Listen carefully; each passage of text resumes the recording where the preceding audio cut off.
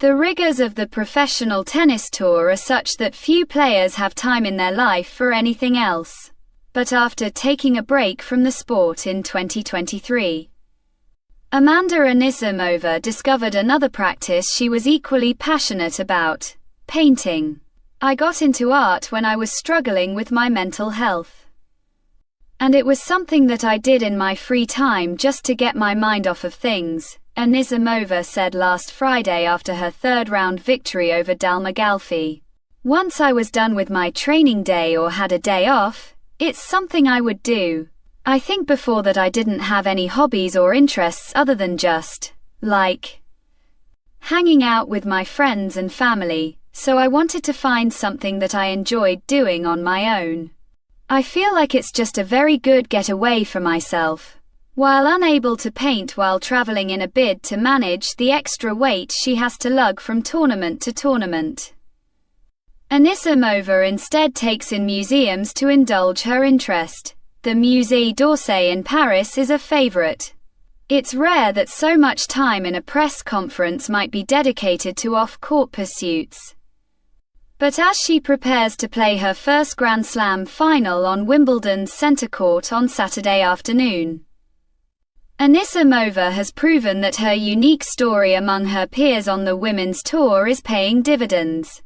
A supremely talented junior who first started playing after attending her sister Maria Anisimova-Igi's tennis lessons as a child. Anisimova's second Grand Slam semi-final came 18 majors after her first. The New Jersey-born Russian-American was just 17 when she made the last four at the French Open in 2019. But she had already spent 3 years as a professional, toiling mostly on the third-tier ITF circuit. Miraculously, she made it through the draw without dropping a set before her run-in with Roland Garros's eventual champion Ash Barty. Considering her route included the defending champion Simona Halep and then number 11 seed Aryna Sabalenka, Anisimova appeared to have arrived on tennis's biggest stage in a major way. But just as her star was rising, unimaginable tragedy struck months later. Anisimova's father Konstantin died of a heart attack at 52 years old. Taking up her first seeding at her home slam, the US Open, a week later was postponed.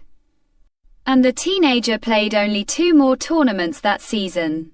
This is obviously the hardest thing I've had to go through and the hardest thing that's ever happened to me. And I don't really talk about it with anyone, Anisimova told the New York Times less than a year later. The only thing that has helped me is just playing tennis and being on the court. That's what makes me happy, and I know it would make him happy, so that's the way it is. Konstantin, and Anisimova's mother Olga, were both powerful forces for the player in her early career, with Konstantin part of her coaching set up until only a little while before his passing. Although Anisimova pulled out of tournaments to try and prioritize the grieving process. The interview revealed that she had opted to throw herself into tennis as a way of dealing with the tragedy, and in a bid to feel closer to him. "It never goes away," Anisimova added in reference to her grief. "But you can't change it, and you have to go back to life. Saying things and doing them are different, however." And Anisimova's attempts to throw herself into her career were stymied by 2 major forces out of her control. The COVID-19 pandemic put paid to plans to utilize her world number 21 ranking to make deep runs at the slams, and persistent injury concerns would set her back further. While impressive results dotted her 2021 and 2022 seasons, including the dispatching of defending champion Naomi Osaka at the Australian Open in the latter year, Anisimova would move up and down rankings within the top 50, but seemed well off her early potential. In 2023, the dam burst, and Anisimova made a seismic decision few players have the confidence, or the foresight, to make. On the heels of a first-round defeat at the Madrid Open, The 21-year-old announced that she would be taking a break from tennis, with no plans to return. "I've really been struggling with my mental health and burnout since the summer of 2022, Anisimova shared in an Instagram statement. "It's become unbearable being at tennis tournaments. At this point, my priority is my mental well-being and taking a break for some time. I've worked as hard as I could to push through it. Tennis is an almost year-round sport. And with the addition of sponsorship dates and exhibition matches, many players will have sympathized with Anisimova's decision. But the choice was a bold one, and her future unclear." Instead, Anisimova turned inwards. Taking up painting, she found herself particularly inspired by Vincent van Gogh, creating colorful abstracts and selling them for charity. She also read, listened to music, and reconnected with the friends and family the tennis tour left scant room for. "One thing she didn't do was pick up a racket. I learned a lot about myself, my interests off the court, and just taking some time to breathe and live a normal life for a bit," Anisimova told BBC Sport this week. "What I've learned is to listen honestly to yourself, to your intuition, and what your body is telling you." Her return in 2024, when her motivation and desire to step onto a tennis court had come back, started with a bang.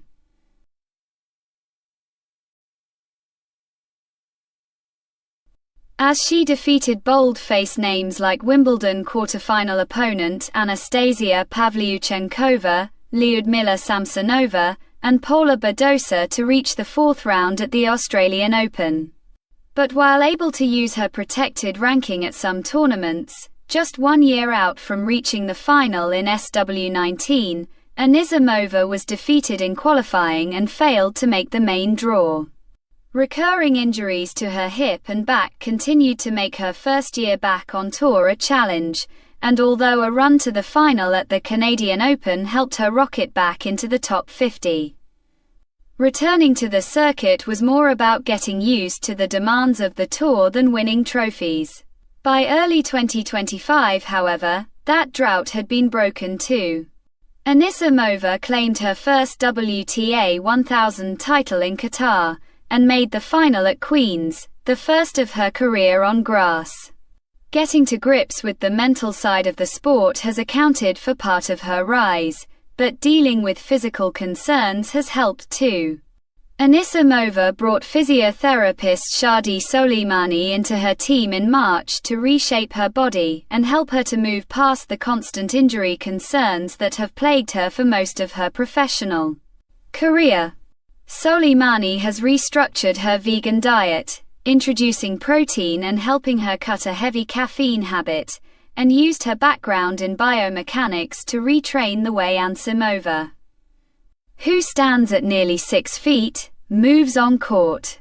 Soleimani is also an important female member of Anisimova's setup, with the physio sharing in an interview with The Athletic this week that she's like a mom to the player when called upon. Anisimova's circle is important to her. Her closest friend on the tour is fellow player Priscilla Hon, but the 23-year-old is close to other stars, such as Emma Raducanu, as well. Anisimova even went as far as shouting out Hon's attendance at her second Grand Slam semi-final on Thursday in her on-court interview, saying that alongside her beautiful family, her best friend was there. "But I don't see her," Anisimova teased. "You better be there."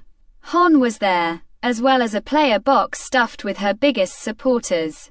Her agent Ben Draper, brother of British number 1 Jack, her sister and her husband, his family, and her nephew Jackson, who accompanied her for her post-match interview after she bypassed Pavlyuchenkova a round earlier. Anisimova is thought to be single, having been last linked to Australian model and reality star Tyler Roos. Roos is the son of Australian Football League legend Paul Roos, and a former Australian football player himself. and sent Anisimova a sweet message of support ahead of the 2020 Australian Open, but Anisimova has kept her private life just that in the years since. There is a sense that the presence of family has been a boost for Anisimova and an important distraction from the pressures of moving through the main draw. With the star giving Jackson's 5th birthday on Thursday equal billing with her semi-final against Sabalenka, a distraction may have been necessary.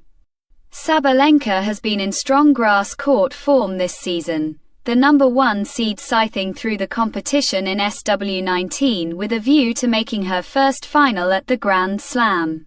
As one of the most consistent performers on either the ATP or WTA tour, there seemed to be little stopping her from doing so.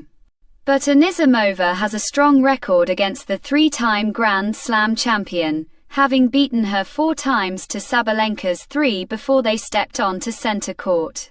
She is also one of the few on women's circuit who can match the 27-year-old for power, and bullied her opponent on serve, blessed with an imperious backhand.